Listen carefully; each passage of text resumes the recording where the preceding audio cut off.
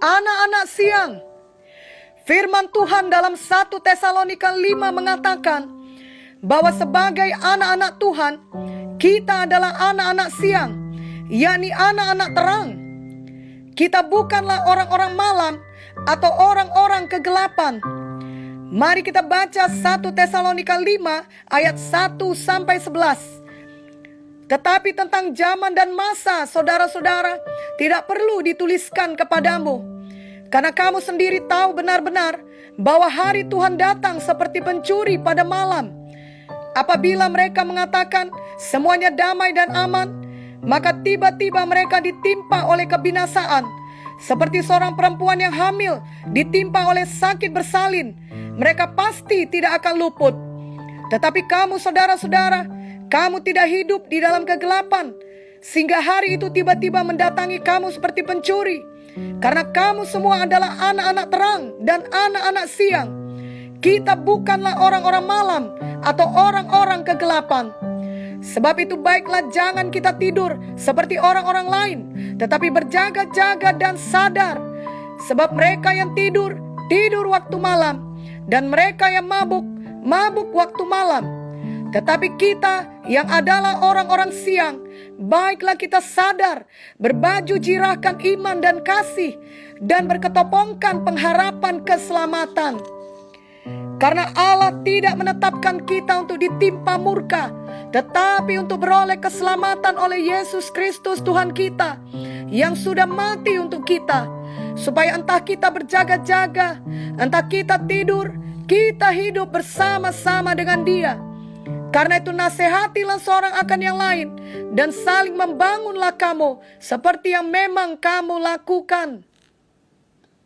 Kita semua tahu bahwa Tuhan Yesus akan datang kedua kali, menjemput kita semua yang percaya kepadanya. Bagi beberapa orang, hari itu akan tiba seperti pencuri, yang akan mengejutkan mereka. Mereka tadinya merasa aman-aman saja hidup dalam dosa, tertidur dalam gaya hidup mereka yang di dalam kegelapan atau malam, akan sangat kaget ketika hari Tuhan tiba, sebab tidak ada seorang pun yang akan luput dari hari tersebut. Tetapi tidak demikian halnya bagi kita yang adalah anak-anak siang. Hari kedatangan Tuhan kedua kali tidak akan datang seperti pencuri bagi kita, tidak akan mengejutkan kita, dan tidak menakutkan bagi kita. Sebab kita senantiasa berjaga-jaga dalam menantikan kedatangan hari tersebut. Itulah kerinduan kita setiap hari sebagai anak-anak siang. Sebagai anak-anak siang dan anak-anak terang, kita terpanggil untuk hidup berbeda dengan orang-orang lain.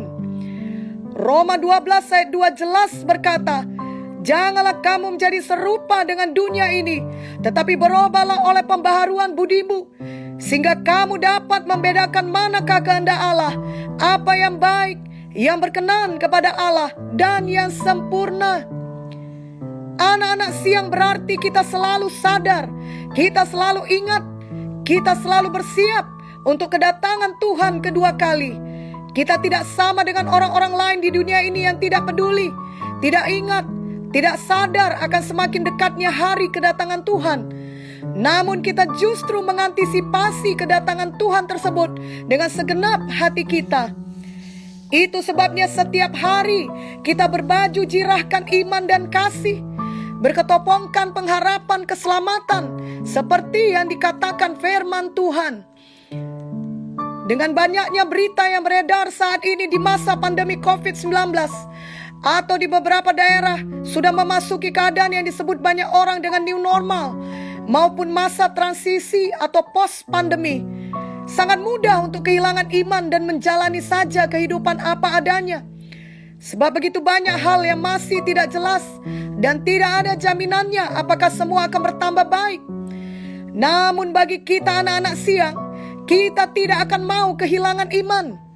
Karena dari firman Tuhan, kita tahu dengan pasti apa yang akan terjadi selanjutnya, yakni hari kedatangan Tuhan. Bagi kita, hari depan selalu akan lebih baik, karena kita tahu masa depan kita adalah dalam kekekalan di Yerusalem baru. Kita tahu Tuhan memegang kendali atas semuanya yang terjadi di dunia saat ini.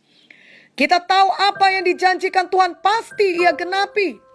Itu sebabnya kita tetap hidup di dalam iman. Kita juga tidak akan kehilangan kasih. Walau banyak kejahatan di mana-mana, ada orang-orang yang justru memanfaatkan keadaan yang sulit untuk menguntungkan diri sendiri dan bukannya menolong sesama. Tetapi itu tidak membuat kita lemah atau bahkan mengikuti mereka. Justru kita tetap berjalan di dalam kasih. Kita rindu setiap hari kita menjadi representatif Tuhan di dunia saat ini, di mana kita menyatakan Tuhan yang penuh kasih melalui hidup kita yang penuh kasih. Dalam ayat selanjutnya di 1 Tesalonika 5 dituliskan beberapa nasihat. Mari kita baca 1 Tesalonika 5 ayat 12 sampai 18. Kami minta kepadamu saudara-saudara, supaya kamu menghormati mereka yang bekerja keras di antara kamu, yang memimpin kamu dalam Tuhan dan yang menegur kamu. Dan supaya kamu sungguh-sungguh menjunjung mereka dalam kasih karena pekerjaan mereka. Hiduplah selalu dalam damai seorang dengan yang lain. Kami juga menasihati kamu saudara-saudara, tegurlah mereka yang hidup dengan tidak tertib. Hiburlah mereka yang tawar hati. Belalah mereka yang lemah. Sabarlah terhadap semua orang. Perhatikanlah supaya jangan ada orang yang membalas jahat dengan jahat, tetapi usahakanlah senantiasa yang baik terhadap kamu masing-masing dan terhadap semua orang. Bersukacitalah senantiasa, tetaplah berdoa. Mengucap syukurlah dalam segala hal, sebab itulah yang dikehendaki Allah di dalam Kristus Yesus bagi kamu. Beberapa waktu yang lalu, mungkin kita pernah melihat di berita maupun iklan di TV agar tidak pulang kampung atau mudik untuk mencegah penyebaran virus COVID-19. Khususnya penyebaran kepada orang tua yang usianya sudah tinggi di atas 40 atau 50 tahun. Sebab mereka dianggap lebih rentan tertular dibandingkan dengan anak-anak muda. Dan kelihatannya banyak orang yang menerima informasi itu mematuhinya. Sebab mereka peduli terhadap orang tua mereka masing-masing dan mengutamakan keselamatan mereka. Mereka tidak berkata, apa boleh buat, namanya sudah tua, itu nasib mereka bila tertular. Adalah hak saya untuk pergi jika saya mau. Mereka juga tidak berkata, orang tua kan sudah puas menjalani hidup mereka, sekarang giliran saya akan menjalani hidup sesuai dengan apa yang saya inginkan. Itu pilihan saya. Apa akibatnya pada orang tua saya, itu bukan salah saya. Kebanyakan orang tentunya tidak akan berkata demikian. Justru mereka akan mengalah dan melakukan apa yang dianjurkan demi menjaga nyawa dan kesehatan orang tua yang mereka kasihi. Sikap hati seperti itu sesuai dengan prinsip firman Tuhan. Kita harus peduli dan hormat pada orang tua kita, apalagi terhadap orang tua rohani kita yang sudah bekerja keras selama ini mengajarkan firman Tuhan kepada kita dengan perkataan mereka dan dengan hidup mereka. Sebagai anak-anak siang, marilah kita mentaati firman Tuhan yang mengajarkan kita untuk menghormati di dalam kasih semua orang yang telah bekerja keras melayani dan memimpin kita. Adalah hal biasa di dunia saat ini untuk melupakan orang-orang yang sudah berjasa bagi hidup mereka. Dalam 2 Timotius 3 ayat 2 disebutkan, dengan tidak tahu berterima kasih. Namun sebagai anak-anak siang kita tidak sama dengan kebanyakan orang di dunia ini. Kita tahu untuk berterima kasih. Kita tahu untuk berterima kasih kepada Tuhan dan kepada orang-orang yang merelakan hidupnya dipakai Tuhan untuk menyelamatkan, mengajari, dan memberkati kita. Sebagai anak-anak siang, kita juga senantiasa berusaha hidup dengan tertib. Pada saat sekarang ini, banyak orang memuaskan kehendak dagingnya dan hidup tidak tertib. Sebab banyak dari rutinitas kehidupan sehari-hari tidak lagi dilakukan dengan cara yang sama. Misalnya jika dahulu sebelum pandemi COVID-19, kegiatan beribadah dilakukan di gereja, maka selama beberapa waktu ini tidak lagi dilakukan di gereja, namun disediakan ibadah online ataupun ibadah di rumah pribadi masing-masing. Jika tidak hati-hati, maka bisa saja orang tersebut tidak beribadah lagi dengan tertib. Kalau tadinya ia selalu beribadah ke gereja beberapa kali dalam satu minggu, yakni untuk ibadah minggu, untuk ibadah doa syafaat, ataupun untuk ibadah-ibadah lainnya, namun sejak adanya pandemi COVID-19, ia tidak melakukannya lagi.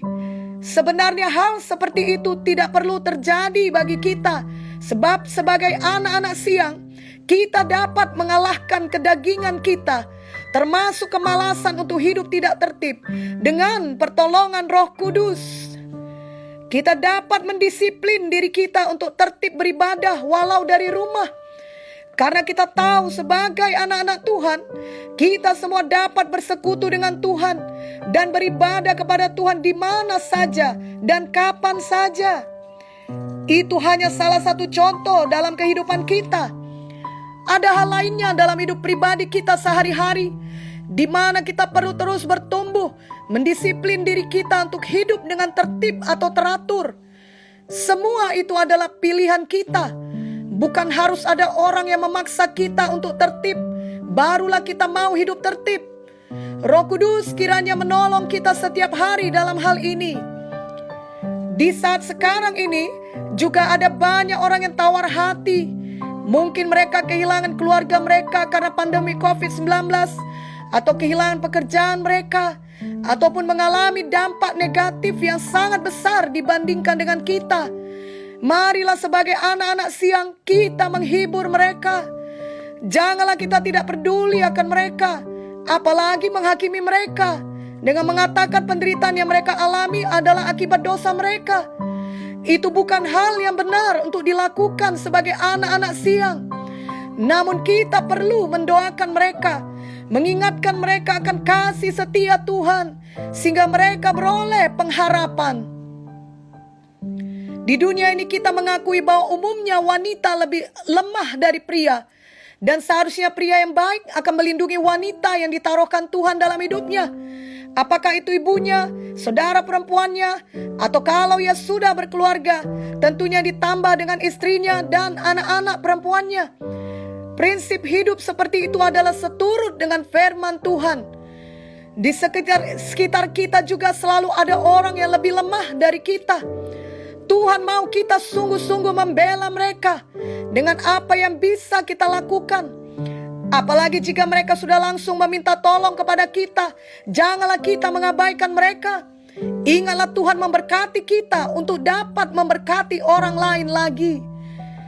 Amsal 21 ayat 13 berkata, siapa menutup telinganya bagi jeritan orang lemah, tidak akan menerima jawaban kalau ia sendiri berseru-seru.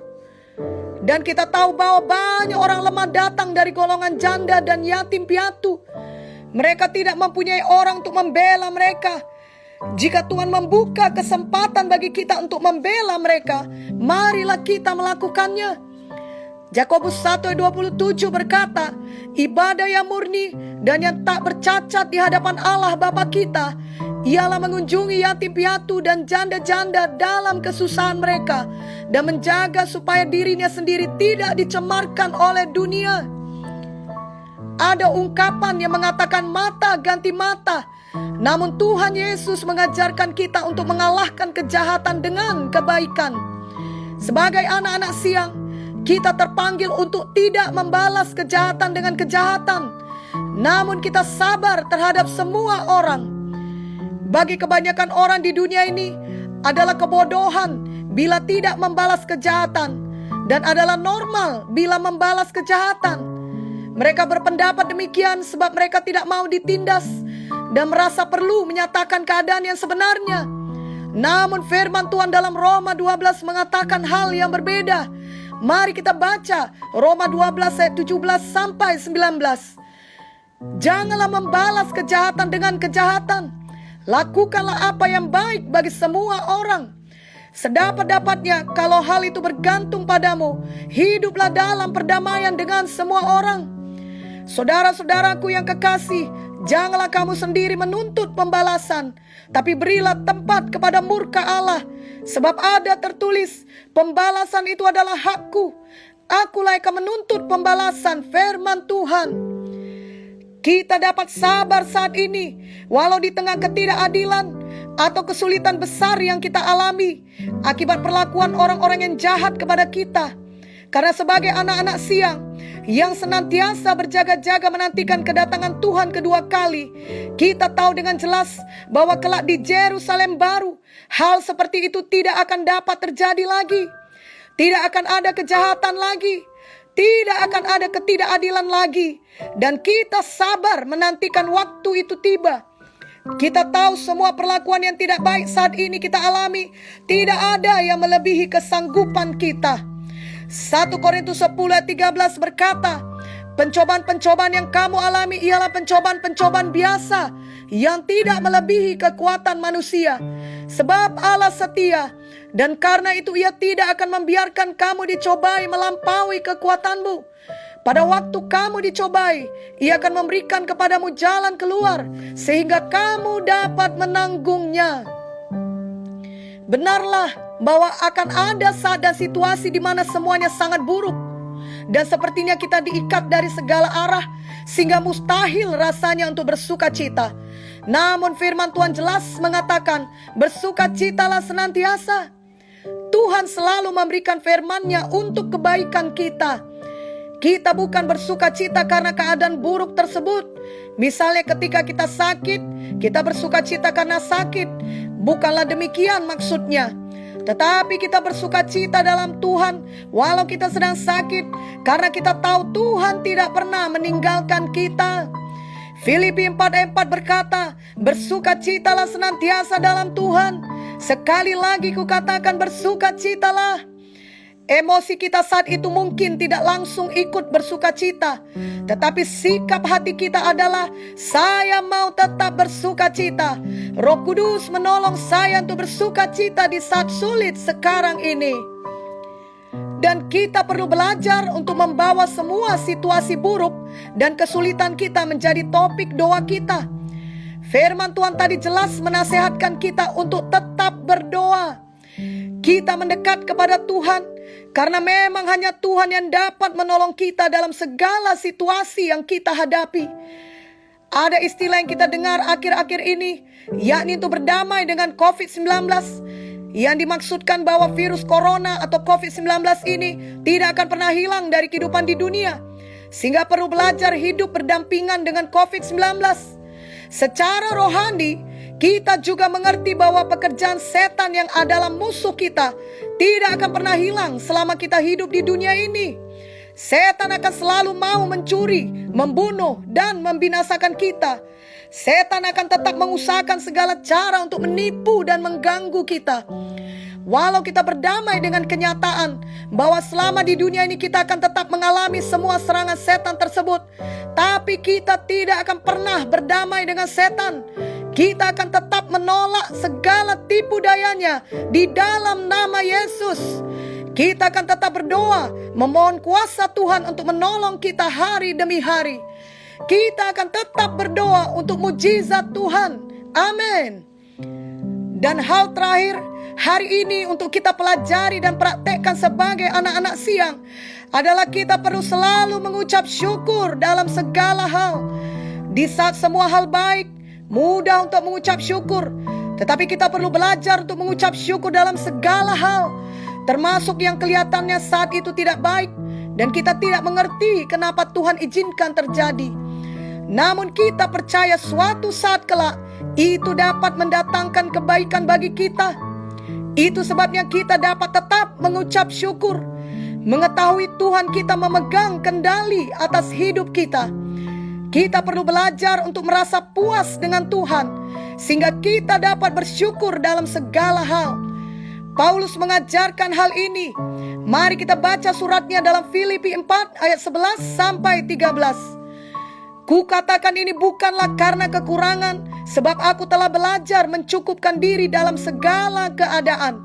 Aku tahu apa itu kekurangan, dan aku tahu apa itu kelimpahan. Dalam segala hal dan dalam segala perkara tidak ada sesuatu yang merupakan rahasia bagiku, baik dalam hal kenyang maupun dalam hal kelaparan, baik dalam hal kelimpahan maupun dalam hal kekurangan. Segala perkara dapat kutanggung di dalam Dia yang memberi kekuatan kepadaku. Paulus mencukupkan diri dalam segala keadaan, apakah itu kekurangan maupun kelimpahan. Mungkin saat ini ada kita masih dalam kekurangan, namun mari kita tetap naikkan ucapan syukur kepada Tuhan. Kita berkata dengan iman sebagaimana Paulus berkata, yakni segala perkara dapat kutanggung di dalam Dia yang memberi kekuatan kepadaku. Inilah kehidupan kita sebagai anak-anak siang yang selalu berjaga-jaga menantikan kedatangan Tuhan kedua kali. Dunia yang gelap akan melihat cara hidup kita yang berbeda. Walau kita sama-sama mengalami penderitaan dan masalah seperti yang mereka alami, dunia yang gelap akan melihat terang Tuhan di dalam kita. Dan biarlah mereka juga datang kepada terang Tuhan dan menerima keselamatan dari Tuhan. Amin.